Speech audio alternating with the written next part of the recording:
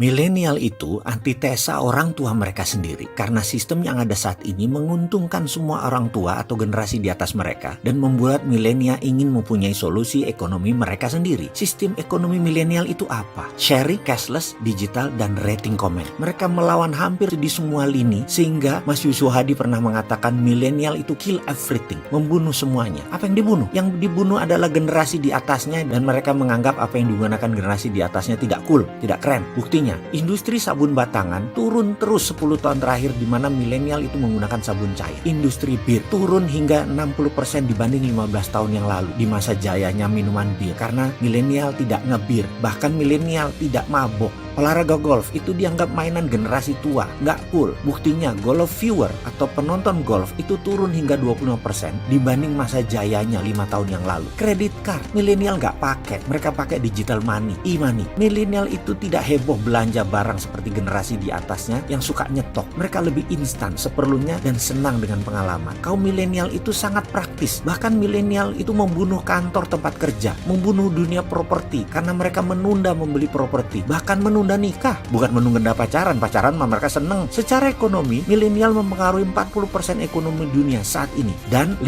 tahun ke depan mereka akan melewati 70% perekonomian dunia dipegang mereka. Sementara pemerintah dalam rancangan APBN kemarin gak baca sama sekali milenial mau kemana. Kita bicarakan sekarang milenial dari sisi yang lain. Sekarang kembali ke ekonomi negara di era milenial. Bener deh, milenial sejatinya anti hutang dan mereka kuat sekali berbagi. Itulah dasar dari MMT, Modern Monetary Theory. Jadi nanti kalau ada menteri milenial tetapi konsepnya masih Keynesian, masih ngutang, kabinetnya ya belum kabinet milenial, muda doang usianya tapi ilmunya zaman old, gak pakai ilmu zaman now. Ilmu zaman now itu adalah MMT, Modern Monetary Theory. Basisnya adalah SWF, Sovereign Wealth Fund, Consolidate Bottom of Pyramid, create 12 level ekonomi. Kredonya adalah create.